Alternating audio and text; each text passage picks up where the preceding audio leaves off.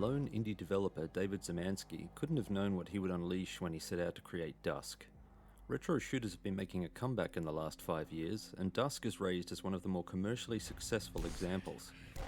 Right now, the game sits at a 4.6 out of 5 rating on GOG and an overwhelmingly positive rating on Steam. People love this game. In a 2018 interview with Destructoid, David says, quote, "When I was younger, around the time people were playing Half-Life 2 and Doom 3, I didn't have a computer that could run anything like that. My computer was a decade behind the times." End quote. The interview goes on to state that Szymanski played and replayed things like Doom and Chasm the Rift, and these led to the initial concept for Dusk. Szymanski is open about his influences, but he doesn't really need to be. Playing Dusk is like reading the life resume of its creator. Doom, Quake, Blood, Duke Nukem, Thief, Chasm the Rift, Half-Life, Stalker, and those are just the video games. Szymanski's movie and literature influences play a role in the formation of the doomed township of Dusk and its macabre setting. I gave up counting the references well before the end credits. Despite the wealth of ideas that Szymanski brings with him, the game might not have been as successful if it didn't own the first promise it makes.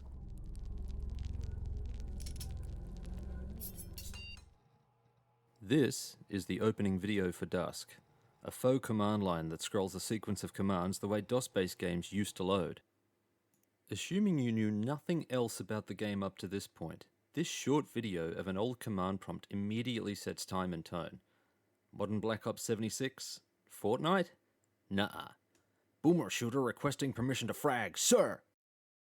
I love this intro. The authenticity and detail smartly capture the feel of gaming in the early 90s, right down to the, sound boomer. For the young'uns, that's a rip on Sound Blaster. Why do I use American accents? The main menu loads, displaying a burlap hooded corpse playing the role of pincushion. That carcass holds a lot of promise. And Dusk doesn't fuck around. Start the Foothills episode, the first episode of the game, and you met with this. Kill the intruder.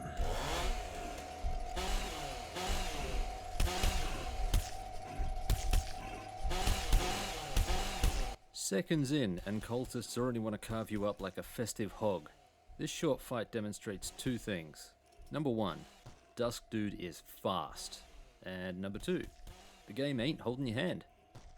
So, once the fight is over and you've wiped the seat and slipped on a fresh pair of Reg Grundies, you'll probably look around and discover your first weapon.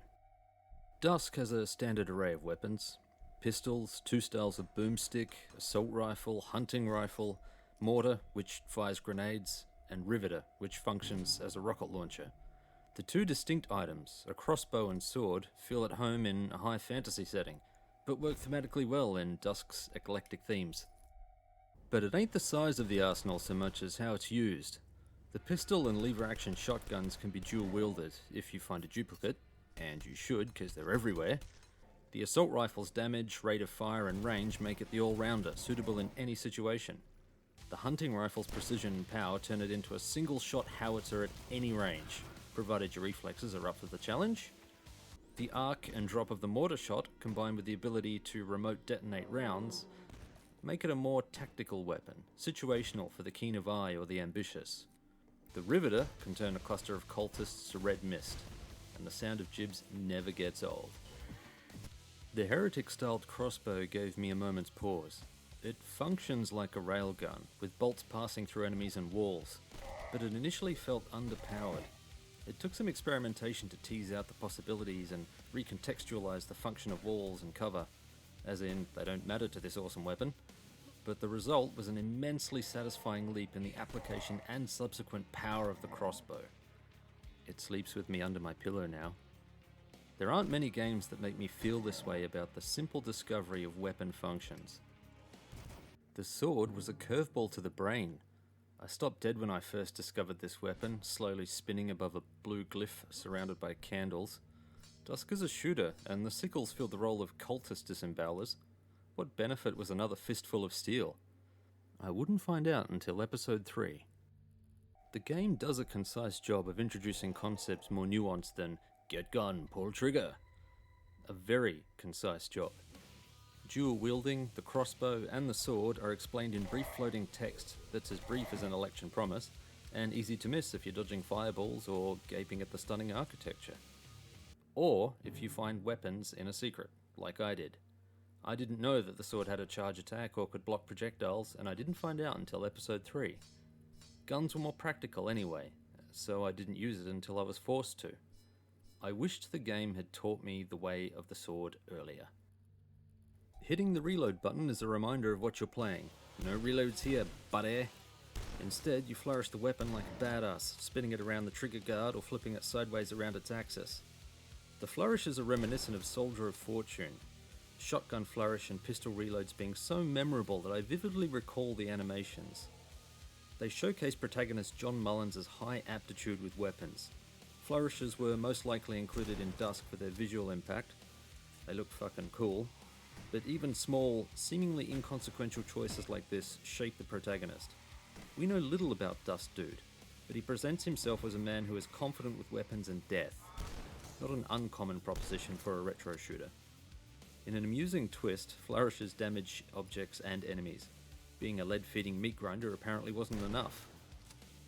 You'd think a couple of weapons might stand on the shoulders of the rest, clear winners in every situation. Surprisingly, that isn't the case. I ran the length of the weapon selection and back again, always finding practical uses for everything, all the way to the end.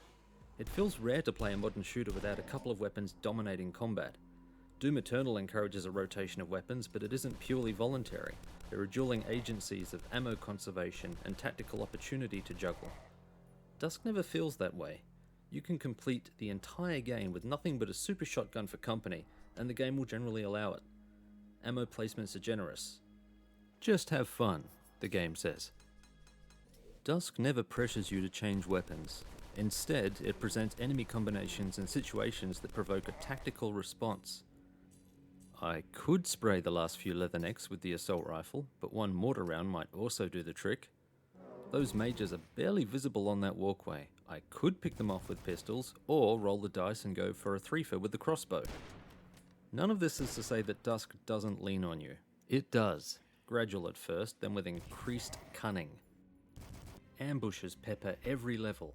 It wouldn't be a retro shooter without the triumphant discovery of a weapon or item devolving into utter chaos as enemies spill from previously hidden compartments. Dusk pushes a little further, subverts common ambush patterns by replacing them with atmospheric moments, where darkness and setting and maggots nibbling leisurely at a corpse. Often you can feel an attack coming, see it in the design of a room or in the abundance of ammunition, but other times it's just atmosphere, setting up a wow moment or impressing the sucking darkness upon you. The game is toying with you in much the same way that Doom 3 lulls players into a false sense of security before flinging another surprise. Your steps falter, you grow less certain, you should be hesitant. There are things waiting for you in the dark. Lucky then that Dusk Dude is lightning fast and liquid smooth, a quicksilver sliver of death-dispensing dexterity. Dusk Dude's speed gave me flashbacks to the fevered pace of Quake 3. His haste is ungodly, a wraith swooping upon the cultist ranks. His speed implies a power which we'll touch on later, but it feels incredible to charge into a fight. Most enemies are easily outmaneuvered, and none match him for speed, which makes combat a heady mix of strafing and cover shooting. In a refreshing concession, there are no hit-scanning bad guys. If you're out of cover, you can dodge most projectiles, slipping amongst the carnage, a dust-bedecked bearded badass. It's an empowering dance, courting death in such a way, and the thrill of it never goes stale. The cultists aren't the sharpest tools, but they are the bloodiest. The AI follows a simple directive: kill the player. Some enemies, such as the Black Phillip, are coy about it, firing and dancing away, but most seek a deeply personal appointment with your flesh. Enemies can be maneuvered into friendly fire, and the results are always pleasing, cultist versus cultist. Kiting enemies into hitting more powerful enemies is a tactical option that's always on the table, and friendly fire situations resolve quickly on higher difficulties. Enemies and their projectiles move faster as the difficulty level increases, and on Zero Mido, the second highest difficulty, your speed is enough to scrape by, provided your reflexes are good. Difficulty is handled well in Dusk. It's not just faster enemies and projectiles you need to look out for. Enemies also do more damage, and morale, the stand-in metric for armor, offers less protection. It's a curve that rewards skill instead of concrete skulled persistence, and it rarely frustrates. You're not playing a numbers game, counting the buckshot required to send a leatherneck to the next life. You learn how many assault rifle bullets a possessed soldier eats before choking, and that amount doesn't change with difficulty. It's a great system. Instead of crunching cultist math, you focus on improving your skill. It doesn't sound like a big deal, but it really is. It frees the mental energy that's usually occupied by ammo and health calculus. The results of difficulty change are immediately tactile. Despite its solid implementation, the difficulty has two problems. First, Cero Miedo, the second highest difficulty, is a little easy, at least in the beginning. This setting could be a lower difficulty. I didn't die until some of the trickier fights in the second and third episodes, and I'm no retro reflex warrior. Second, the highest difficulty, Duskmare, is ambitiously cruel. Here, Dusk Dude goes down in a single hit. With the bullet hell of latter portions of the game, this feels like a steep hike from Cero Miedo. Something that doesn't change with difficulty is the damage thrown objects do. Physics in most first-person shooters is usually fluff that gives shotguns oomph and jibs a satisfying rupture. Dusk kicks the ball a little further. A lot of stuff can be grabbed and moved around. Crates, barrels, jerry cans, rocks, plates, kitchen utensils, toilet paper, books, chairs, circular saw blades, soap. If it ain't nailed down, you can pick it up. A lot of this stuff can be stacked to reach shortcuts or secrets, but loose junk has a more satisfying use. All of this junk, from the smallest to the largest, can be flung at enemies, and damn it if it ain't satisfying as hell. Smaller items usually do less damage, but it feels immensely empowering to toss a plate at a cultist and watch him erupt into pixel cuts. This adds an opportunistic element to play. Not emergent gameplay, the system is too simple, but a well-thrown explosive barrel or jerry can take the sting out of a group of cultists. However, objects can feel too sensitive to the faux gravity. I frequently nudged a crate by accident and comically booted it across the level. Most objects are like this, needing little more than a casual brush to spin away from you. And now that I think about it, I never considered booting a saw blade into a cultist until writing this analysis. I should try that. Thrown explosives will detonate and can blow open cracked walls to reveal secrets. Explosive weapons do the same job, but it's good to have options. There will be times when your fledgling arsenal doesn't contain the boom you need, and jerry cans are the boom daddy. Doubly so if you enable intruder mode, where you begin every level with nothing but sickles. Make those barrels count. Objects like the saw blade are an instant kill on many enemies. Unlike crates and chairs, which break, saw blades can be picked up and thrown as many times as you like. One saw to rule them all, provided you like playing fetch. Rocks are similar, the small ones doing less damage, but a large one will jib a leatherneck in one hit if you time the throw right. And did I mention the soap? Oh baby, Dusk is the most fun you can have with a bar of soap. There's a bar tucked away in every level, its small bubbling body beckoning your discovery. During Dusk's early development, playtesters offered feedback. It was suggested that thrown soap did too much damage and should be dialed back. David Szymanski listened. He dialed the damage up by orders of magnitude to an absurd level. Soap is now the finger of God, a rectangle of righteousness so blessed that it's instant kill to every enemy in the game, including bosses. Dusk, home of God soap. Broken? You'd be forgiven for thinking so, but soap is small and cleverly hidden. Trying to pick it up when hostiles are around is as painful as it sounds, and it's easy to lose when you throw it. You know, soap. It seems completely out of place in a setting like Dusk. What, cultists with garbage and viscera piled in corners are worried about hygiene now? Yet, it fits right in. There's a tongue-in-cheek quality to Dusk's humour, a confidence and outright absurdity that feels unique in its sincerity. There are so many influences and nods to titles past that Dusk as a whole is heavily derivative. After all, that was the goal. It says so in the product description. But Dusk is quick in establishing its own identity, a Frankenstein stitching together of some of the best components from storytelling mediums and an application of over 20 years of games industry polish. Objective markers are abolished to the fiery pits. Salvation is found only through exploration. Coloured doors are the gatekeepers, but areas are so cleverly and lovingly designed that you'll cherish the opportunity to explore them, revel in their tantalising reveal, until you find the elusive key or keycard that you're after. Many levels aren't huge either. Complex and wide open sometimes, but not big. Most are completed in 10 to 15 minutes, a little longer for the timid or curious. Just enough time to convey setting and atmosphere, establish a sense of place, and then you're moving on. Levels are short and sweet, never outstay their welcome, and leave you wanting more.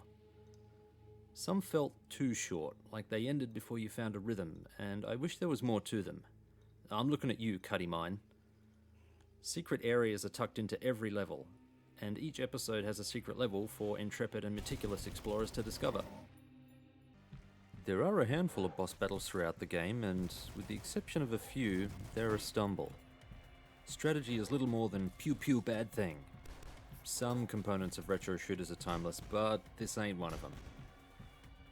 I'm probably among the minority, but I never understood the appeal of boss battles which lacked an interesting mechanic or leverage player knowledge or power to pivot the fight on. The formula hasn't aged well.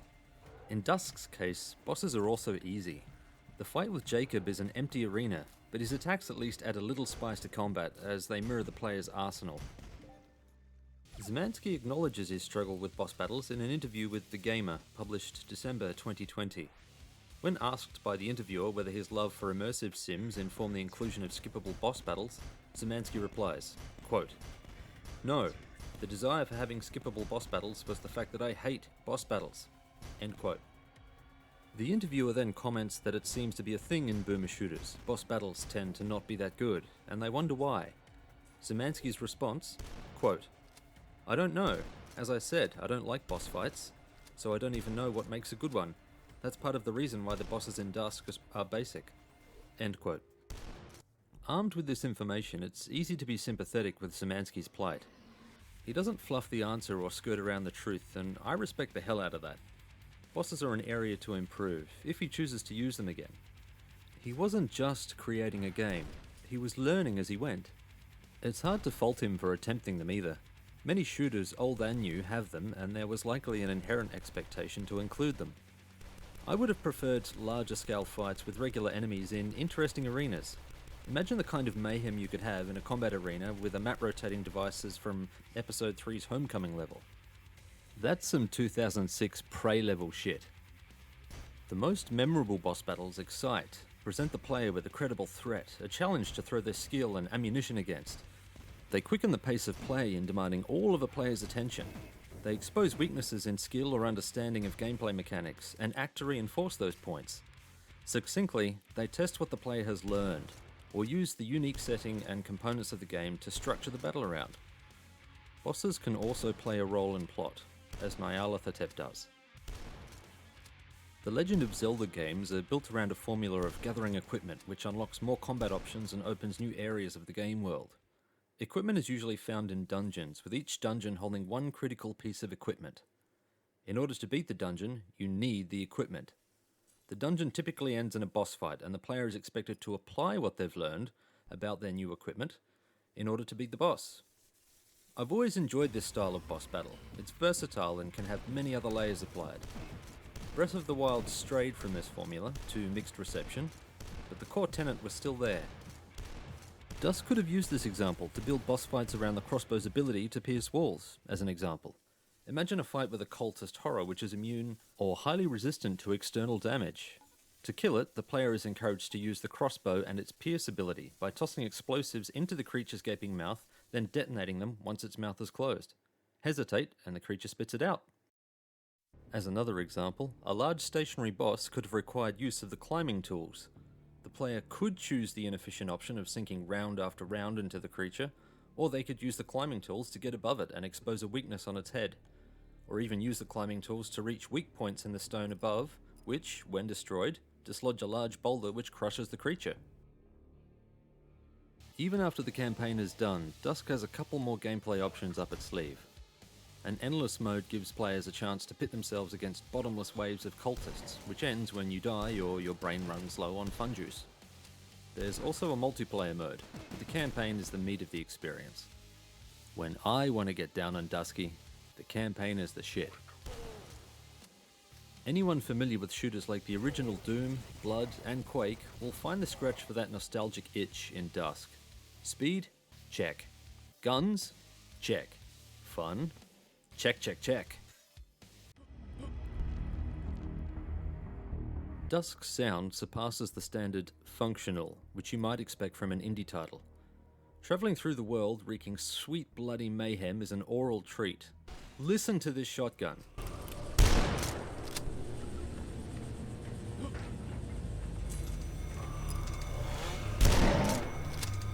Did you catch it? Here, have another listen.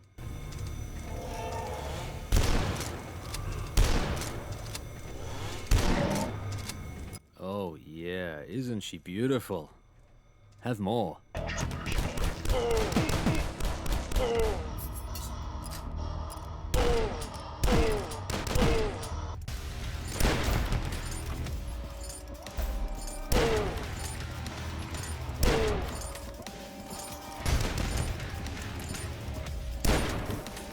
There's a pop and punch to firing weapons that conveys appropriate levels of power and impact. You're a fleshy tornado with the eye plucked out. A crash, a boom, a stutter of violence which marks your passage as clearly as the gore you leave behind. But sound is more than guts and guns. Dusk leverages its sound to embellish the dark atmosphere. A hiss of steam as you pass through a passage, the low static buzz of electrical equipment, the metallic screech of machinery. The sounds in Dusk don't clamour and compete for dominance. They're deliberately used to accentuate moments. Dusk isn't afraid to let the world lapse into trickling silence either, an effect heightened by the moody soundtrack, only to break the spell again with familiar violent company. And damn, do the cultists make bizarre and unnerving noises. The rev of a leatherneck's chainsaw as he lies in wait, the hiss of a fork maiden as she spots her prey, the odd moan of the cowgirl, $1 short of full price and equal parts pain. The cowgirl conjures traumatic memories of the midwife cyborg from System Shock 2, and I hear her torment in every utterance. Then, there's the Wendigo. The fucking Wendigo.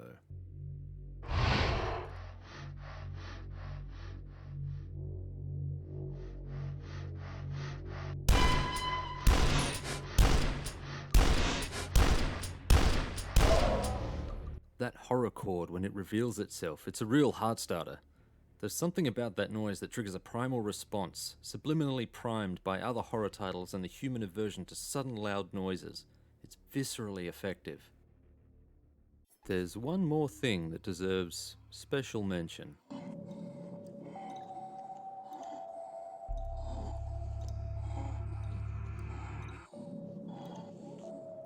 I wasn't sure what I was hearing when I first entered this level.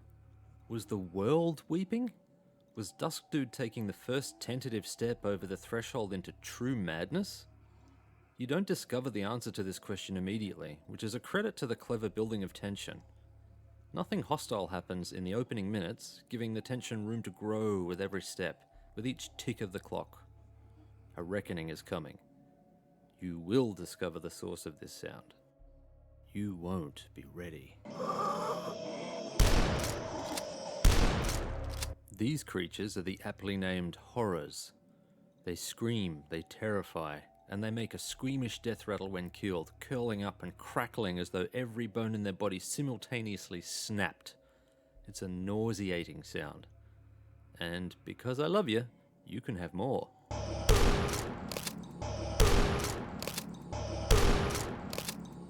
Sound design is often a subtle and underappreciated art in video games.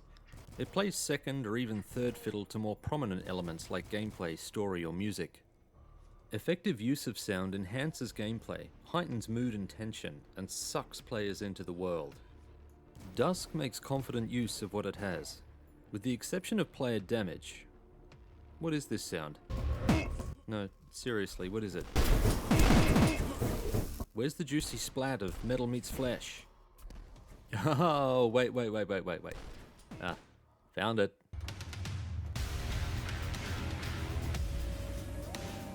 If architecture and lighting are the calcified bones of Dusk, then composer Andrew Hulsholt's soundtrack is the dark, throbbing heart. I listened to the Dusk soundtrack well before playing the game, and I can't get enough. Hulsholt is no stranger to old-school throwbacks, having garnered well-deserved attention for his Doom and Rise of the Triad album remakes. The Doom remake demonstrates a great understanding and respect for Bobby Prince's original material, and preserves the structure while updating the sound and adding personal touches which enhance the theme. It's this care and attention to detail which made me fall in love with Dusk's soundtrack. In listening to the tracks and trusting in Hulsholt's emotional capture of the setting and atmosphere, I felt as though I knew Dusk well before ever setting foot in its world. I rode the squealing metal highs, thick with urge and adrenaline and the iron-misted remains of enemies. I forged through the sludge of rhythmic driving guitar and kick drum tattoo, flashes of Sonic Mayhem's Quake 2 soundtrack fueling the inexorable Dusk Dude like a ceaseless machine. Despite plenty of ambient tracks included in the soundtrack, I wasn't prepared for the moodier moments. Hulsholt is known in the gaming industry for his driving metal anthems which contain strong comparative influences to styles including Sonic Mayhem and Nine Inch Nails. He's so beloved that id chose him as the logical candidate to fill the shredding void that Mick Gordon left when he departed Doom Eternal. But Hulsholt is more than a single-tone composer. A different kind of music feeds the majority of Dusk's levels, slower, more synth-heavy. A morbid foreboding seeps into play, ushered by hopeless and sinister tones of Hulsholt's best work. Take a seat. This is where you belong, it says. It's perfect for the setting, whether that setting is factory, crypt, cavern, or eldritch cathedral. The tone of the music fits the level like a moth-nibbled coat, worn and mouldering. There are more tracks than levels, and the majority of levels use music wholly unique to their setting. The bespoke measure yields the closest fit. Don't take my word for it.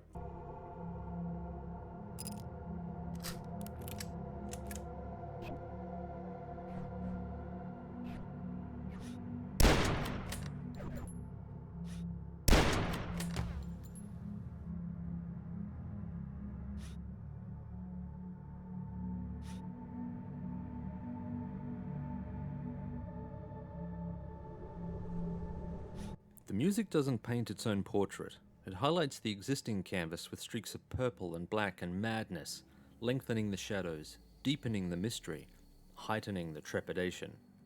We're no longer just seeing the world, we're feeling it, and all of the fatality that it conveys. There are moments in most levels, and for whole levels entirely, where the slow burn atmosphere gives way to heated battle. These moments reveal Hulsholt's true energy as a metal magician. Chugging guitar chords, wailing notes, and machine gun drums lead the charge into battle. Have a listen.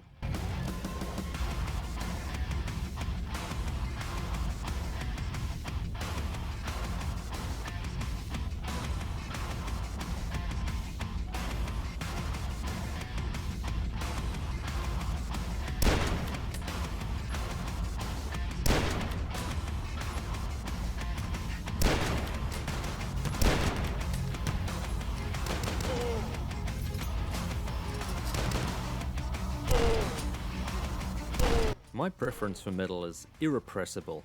There's a sizzling energy to the sounds of an electric guitar that is unlike anything else in music. The timing of these tracks mimics the blast of shotguns, the spray of bullets, the crash of explosions. It is the sound of manic combat, while maintaining a tonality congruent with the atmosphere. The range of music plucks components from soundtracks like Quake, Blood, Quake 2, and Painkiller, and compiles them into something unique, powerful, and foreboding.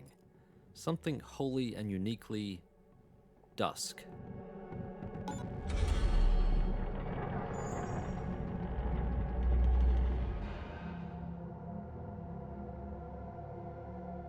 Music is a highlight, and a standalone highlight at that. But the star of the show is Dusk's atmosphere. It's dark. It can be tough to invoke horror and unease in first-person shooters that feature a powerful protagonist. In retro shooters, the power fantasy of playing an aggressive character is at odds with the darker tone that the designer might be trying to elicit. Blood manages this by leaning into the pulp horror humour, incorporating jokes in a way that is synergistic with tone and setting. It's dark and it's serious, but with a wink and a nod to the audience. The Crypt Keeper could pop up and cackle at any moment and he would feel right at home. Dusk needs guns. It's a shooter after all, but Dusk Dude is far from powerless without them.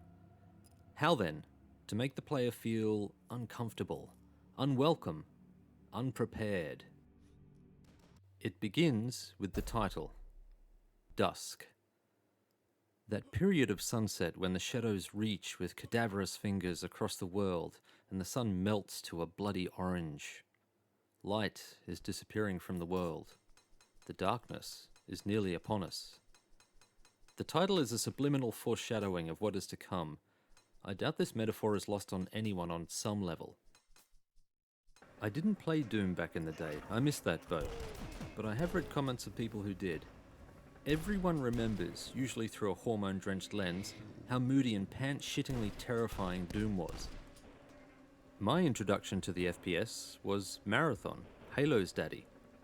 The feeling I got from scurrying through the guts of the darkened UESC Marathon spaceship, dogged by insane AI and playing hide-and-seek in the dark with hostile aliens, aligns with the comments about old Doom playthroughs. And it's exactly this unknowable and claustrophobic feeling that Dusk strives for. You're outnumbered and behind enemy lines and you have no idea what lies ahead. Levels begin open but grow more restricted the deeper you go into the game. It feels as though a hand is slowly closing around your neck the further you go in. It helps too that the environments are filthy, often smeared with gore, rust, or otherwise dusted with neglect. Nothing says hello like plated flesh with gore piled in a corner.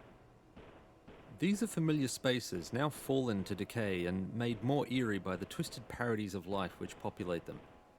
It's the implied horror of the slasher flick, places lost in time yet not immune to its ravages. The life here has concerns beyond cleanliness or a homely touch. It's not hospitable. The water isn't clean, the dishes are piled up, the floor has more stains than smells you can identify, and hanging above it all, the rotten stench of decay. The perversion of these safe, homely spaces are common themes in horror, taking the familiar and corrupting it. It's a shockingly effective way at eliciting a visceral reaction. Dusk borrows from Texas Chainsaw Massacre in the first episode, The Foothills, both in the chainsaw-wielding sack-covered leathernecks and the backwater rural setting. It's remote and unsettling, and the people here ain't right. The skyline of these areas are vengeful reds and putrescent greens. Even the setting sun is hostile, an ancient eye leering from a place beyond reality. The shadows lengthen on the day, the light is dying. It's dusk. The setting sun is symbolic of Dusk Dude's journey, a portent of things to come. Episode 2 introduces an industrial setting. Rural countryside gives way to the processing facilities and grinding machines. Coloured lighting and shadow are paired to brutal effect, highlighting the severity of the structures. It's here that the level design reveals its hand. Walkways and structures make efficient use of three-dimensional space, winding back and over themselves, open rooms branching in multiple directions. It presents an illusion of space and function that feels natural to the environment. You may pass into an area and spot a walkway beyond reach, but you'll be up there soon, once you find the way forward. Levels often open back up to a hub area, once a key is found. It's a clever use of space and is an illusion so powerful that there were at least a handful of times I entered a room and didn't realise I'd been there already until I spotted a distinctive landmark. More games need this sort of design. Coloured lighting is a strong component of Dusk's atmosphere. It's used well for maximum impact to obscure or highlight corridors or lend emotional context to imagery. Like this area, which, disturbingly, looks like a grill. Episode 3 is a culmination of all the design lessons learned from the previous episodes, and the gloves are off. In a 2019 interview with YouTube channel Tormenta Diplomo, I probably butchered that, sorry, Zemansky responds to the question of whether he reached a point where he hated the game and just wanted to finish. Quote, "Yeah, absolutely, the entirety of Episode 3. I wouldn't say that I hated the game, but I was definitely burnt out working on it for pretty much all of Episode 3, which was a problem because Episode 3 was also the hardest episode to make, and the most intensive one. And I would say, actually, that making that episode is probably the hardest thing I've ever done. It was just so draining and so difficult to get through, but it ended up being worth it." End quote. Oh yes, it certainly was worth it. The artistry and detail of Episode 3 far outstrip anything seen in previous episodes, and they demonstrate Szymanski's devotion to his craft and a culmination of the core design concepts that he admires. It contains some of the most bizarre and striking design that Dusk offers, including the hellish Iron Cathedral, the City of Shadows, and a surreal ascent from lava-filled cavern to snowy ruins in fire and ice. Every corner promises something novel and interesting just beyond, and it's a giddy pleasure to explore and discover new areas. You barely notice the real world crumbling away. Numerous times you survive a long fall which damages your flashlight, and you must survive without for a short time. It's in these moments where Dusk feels like it's trying to peel off the carapace and become something else, switching tracks from safe retro shooter to something darker. In the Crypt of Flesh level, you're without the flashlight the longest. There's a pile of sticks to spark fire and splinters of wood to use as torches. Huge portions of the area are incredibly dark, and a moaning sound you've not heard before invades the confident space between player and character. It's jarring, it's tense, and you feel a tangible sense of danger. Where is the moan coming from? What is it? Do I really want to find out? It plays so well into the strength of Dusk's setting, and I wish there was more of it. Dusk's atmosphere clashes occasionally with goofy parody.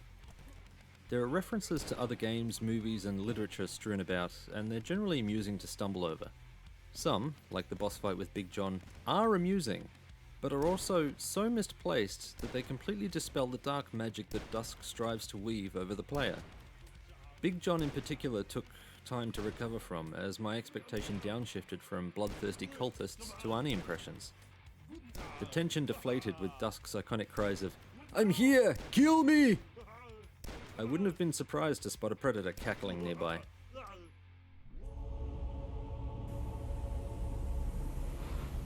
Dusk is more atmosphere than plot. There is a story, but like Quake 1, it serves to give context and flavor to the fight, an optional side dish.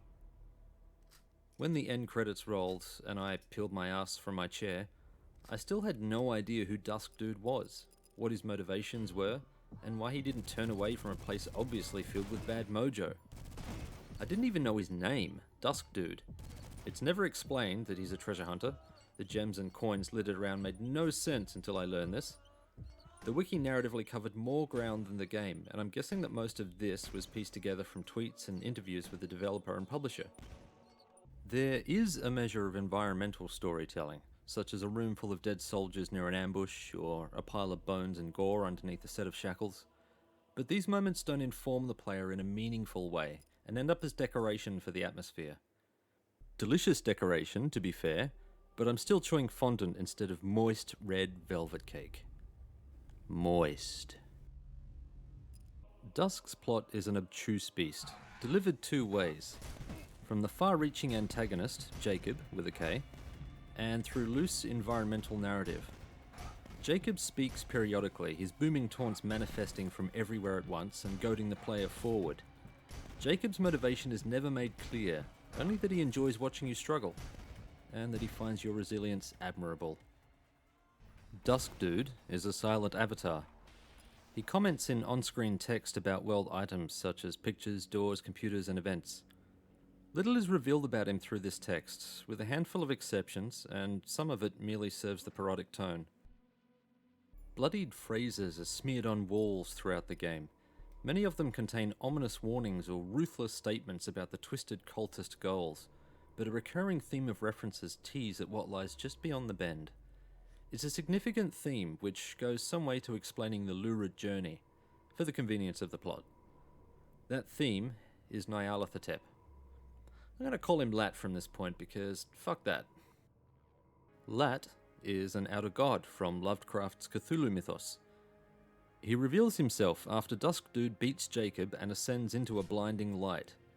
He was the source of the cultist's power, and he demands that you test yourself against him.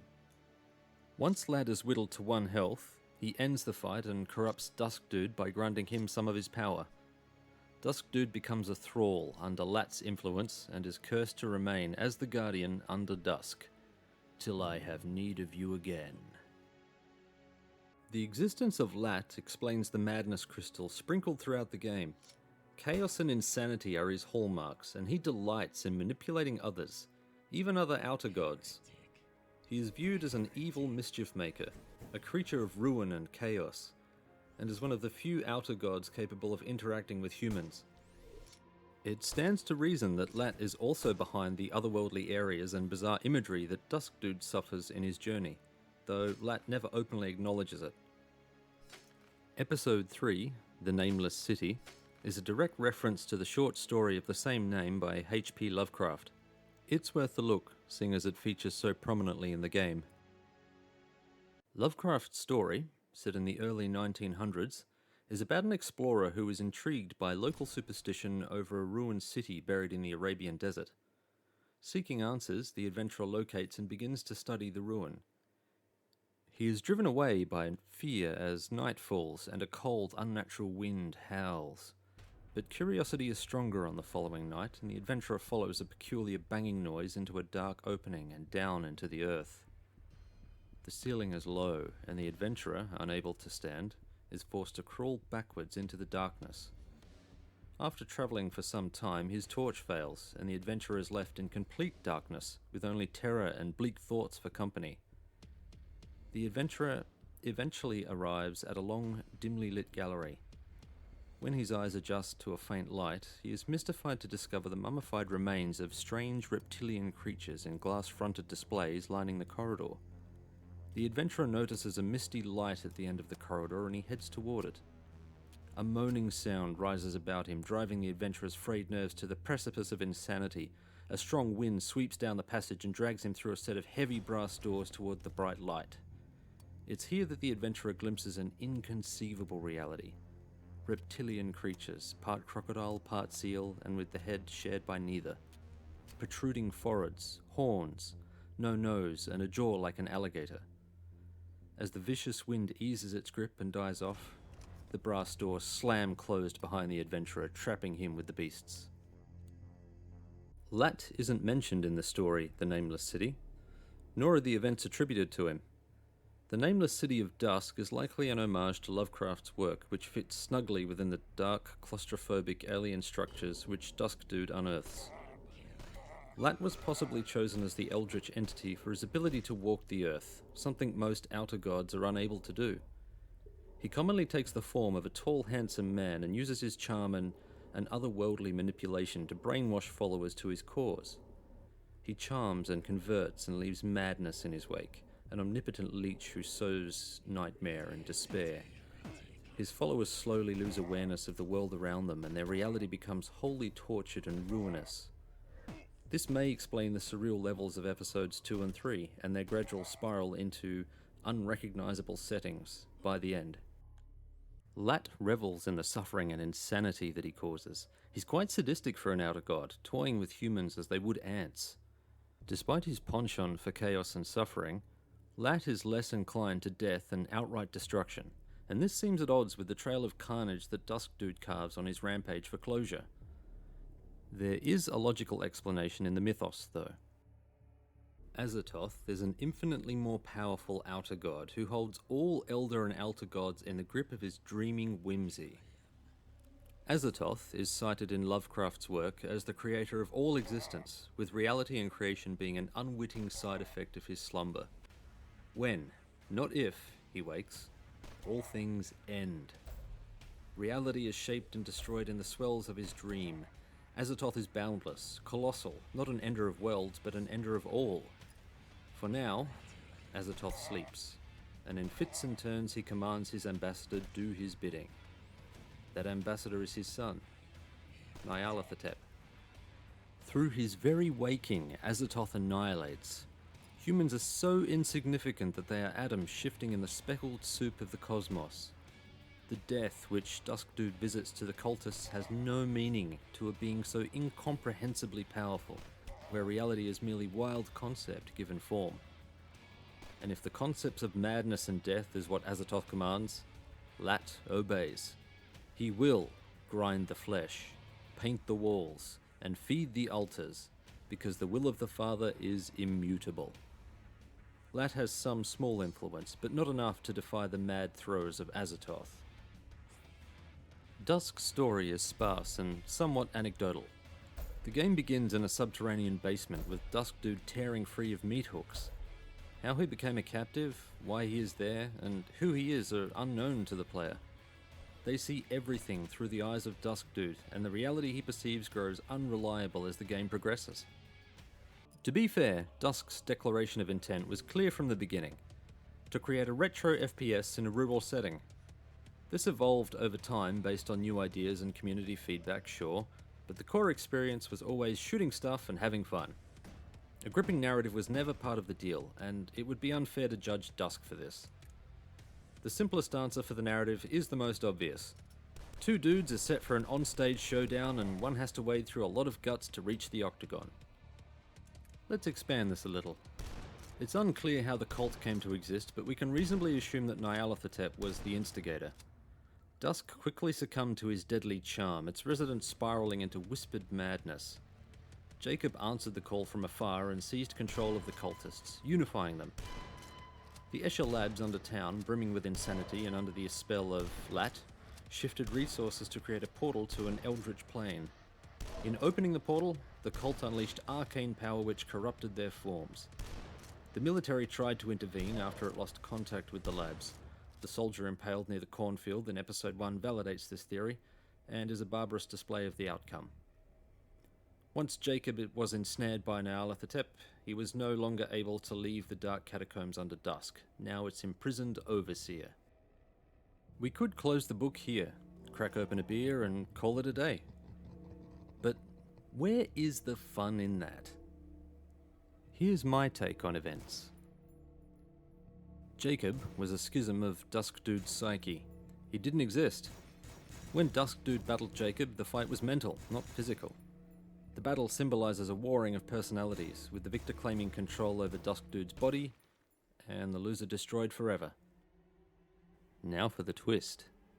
Dusk Dude, under the control of Jacob, was the original leader of the cult. Jacob, using Dusk Dude's body, killed his family in a horrific house fire and came to Dusk to answer the haunting call of the Nameless City. Jacob established the cult for his dark master, Nyarlathotep. But Dusk Dude wasn't gone, not completely, banished to a corner of his own mind. He began to surface, sparing victims and offering mercy where Jacob would have maimed and gutted. This change did not go unnoticed. Lat, realizing that Jacob was losing control, banished him from the cult. Jacob was hauled to the outlying farmland of Dusk, where he was to be slowly and painfully tortured for erring from the faith. In those final moments, hung upon the meat hooks, and when Jacob was at his most vulnerable, Dusk Dude emerged in full force, resuming control of his body once again, memory hazy from being the silent, screaming observer for so long. The cultist symbol seems familiar, but he can't quite place it. Driven by vengeance against the enemies he could reach, Dusk Dude tore his way through the cultists, following their trail of brutal chaos to the Nameless City. Reality became more warped as he pushed further inward, and contorted visions of the past haunted him. Traumatized by his family's death, Dusk Dude unwittingly gave himself over to Lat, when he was presented again the meat hooks from which he was hung, and was urged to complete the cycle. Hanging himself again sealed his fate, but Jacob still remained and wouldn't go quietly. One last fight to decide the ultimate victor. Lat revealed himself once Jacob was defeated, but the fight was merely a test of power and resolve, a test which Dusk Dude passed with flying colours. A new pawn unearthed, his fate already bound by his early submission to complete the cycle. Dusk Dude may be the villain of Dusk 2. Holschult's capture of setting and atmosphere in the soundtrack is a great study for budding game musicians. Zemansky's talent for level design is an excellent example for mappers, both in functionality and aesthetic appeal. There were too many wow moments to count, and video doesn't do the experience justice. Just play, and behold its surreal majesty. A mention goes to the exclusion of hit-scanning enemies. I don't know whose decision this was, but it's a refreshing one which enables difficulty to be more accurately determined by player skill. Dusk takes many aspects from old-school shooters and stitches them into a rapid-fire fountain of fun. Combat is fluid and satisfying, the quirky physics is amusing to play with, homages are everywhere, and the macabre atmosphere creates some tense moments and bizarre settings. A tone-perfect soundtrack rounds the experience into a unique and unforgettable package that's too much fun to play only once. With the release of the world editor and a co-op mode in the works, there will be plenty of incentive to return to the cursed town of Dusk. It's interesting to consider what Dusk might have become if it had spared more time fleshing the plot and characters. Perhaps we'll find out in Dusk 2. I don't normally write poetry, but I felt compelled to write this for some reason, so I'd like to share it with you. Back aflame, devoid of name, awakened for the fight. Blood and corn, a metal storm against the dying light. Crush and grind, the altars pine, organic recompense. Make amend, to speak again, a sanity's pretense. Blackened veil, not fed avail, a charming whispered dream. Fate is bound to unknown ground, the tall man's song, I scream. Mad cursed eyes, full of lies, bereft and smiling husk. Beneath slough, his servant now, the guardian of Dusk. Thanks for listening to my meandering thoughts. If you enjoyed this Blontent, consider subscribing and clicking the dingling to be notified when I upload. If you know others who might enjoy this content, recommend my channel. I'm a teensy creator at the time of posting this video, just a teeny tiny one, and word of mouth helps immensely to get my channel out there. If you didn't enjoy my work, leave a comment and tell me why so I can improve. Happy trails!